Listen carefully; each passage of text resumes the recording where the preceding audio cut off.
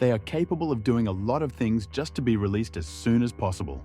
How sentences are served in women's colonies in Russia. Greetings. Today, we are going to talk about what women's colonies are like and how the system is organized in Russian convicts. Is it true that same-sex love is widespread in prisons? Who are the polygodkas and kobyls who enjoy wide authority among women? How pregnant women are treated in Russian prisons, and what fate awaits women who give birth in prison? And what prisoners are ready for parole in reality? Be sure to watch the video to the very end to learn about all the details of this topic. Uncomplicated fate. It is no secret that in addition to male colonies, there are also female colonies.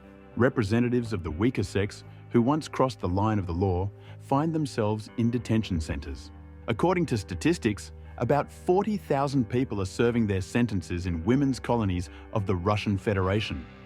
Did you know that in most cases, women end up in such places either for selling illegal substances or for taking human life? In the first case, the convicts seek to earn a lot of money by illegal means. As for the second method, the female representatives get rid once and for all of the cohabitant, who uses constant physical methods of influence. This is mainly due to the fact that the man suspects the infidelity of his potential spouse. As practice has shown, this does not lead to anything good. So, let's imagine that the convict has received a prison sentence. She is taken to a women's colony for several years for the purpose of re-education. What's in store for the convict in this case? The first thing to pay attention to is female psychology. Representatives of the weaker sex are arranged quite differently than men. For example, by nature they always seek love and constant support from a partner. But due to the fact that in women's colonies there are no men among their immediate environment, the convicts begin to break down. Nevertheless, they find a way out of the situation. It is so customary that after some time and adaptation to a new place, women begin to look for a couple. And yes, they look for partners among other convicts. There are no other options. There is a question about same-sex love. Immediately we answer that such a phenomenon is really common in women's colonies. Convicts show sincere feelings for each other and even seclude themselves at nightfall. In such a female hierarchy, they are called halves. Those around them, including the wardens, are used to this arrangement. At least the latter treat same-sex love neither positively nor negatively. The next point is hard physical labor. In women's prisons, convicts mostly work as seamstresses. Specialized clothes are sewn for wardens and other workers. The work schedule lasts up to 12 hours with a break for lunch. Only an hour is allotted for it. On top of that, one should not forget about the duty when women clean up the punishment cells. In general, there is enough work for everyone. And of course, at first it is not so easy for new women to adapt to the everyday environment. Everything depends on the measure of punishment, the available article, and the person himself. And to better navigate in women's colonies, for a long time there has been a special hierarchy. Let's talk about it in more detail. Women's nicknames. Let's start with the authorities among the convicts. At the very top of the female hierarchy are the so-called senior or polykodkas. These women play a key role in Russian prisons. Firstly, their actions are coordinated with the prison authorities themselves.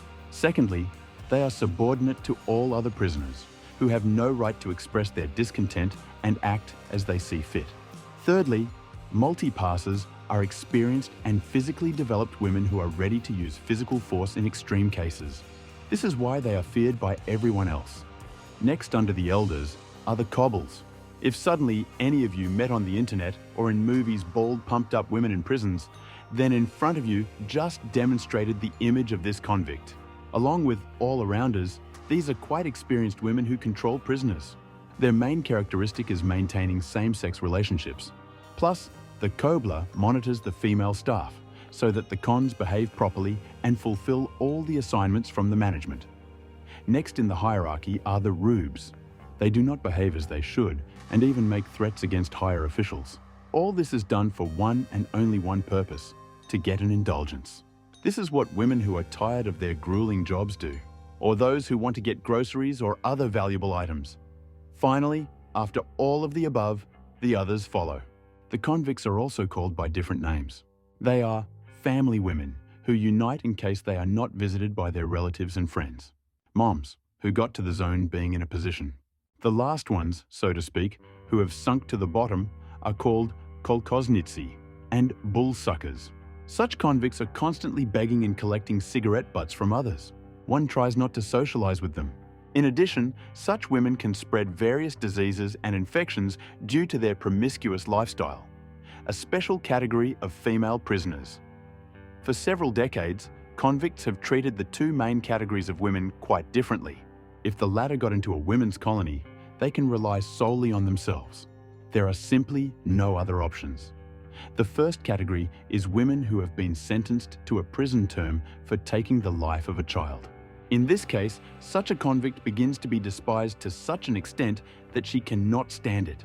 There are known cases when such representatives of the female sex left life voluntarily. Such dislike is quite justified. By the way, in male colonies, such criminals are treated in the same way. The second category is women in labor. It is not excluded that at some point a convict may find herself in a situation. And earlier we mentioned that in women's colonies there are those girls or women who became pregnant not so long ago. This category is treated with a sense of regret and even envy. And all because women in labor are sent to special institutions where childbirth is carried out.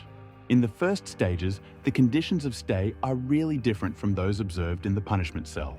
-1. After 3 years, the child is taken away from the mother to an orphanage, and the woman herself goes back to serve her prison term. They are ready to do a lot for freedom. As a result of the conducted research, it was found out that female representatives of the female sex, who got to the colony, behave quite differently from men. Such behavior is caused by the motivation of parole. Female convicts are eager to be released as soon as possible, and therefore obey their elders. But what trials do they have to go through in order to count on the parole? The answer is quite simple: to get in contact with the wardens and superiors. Surprised? It turns out that this is indeed true. Some ex-convicts have shared stories that are shocking even today. One way or another, it all boils down to the fact that the prisoner is offered privacy with superiors. But this is not the case with everyone, but with healthy and beautiful girls or women. There is one of two options: either to agree or not. If the convict agrees, she is promised many privileges, and at the same time to reduce the prison term. If not, no favors. Most people do say yes. And what if they are promised what they really need in such a difficult period? Conclusion. Thus, women's correctional colonies in Russia have many features, which distinguishes them from male institutions. This is due to the way the psychology of women is arranged in reality.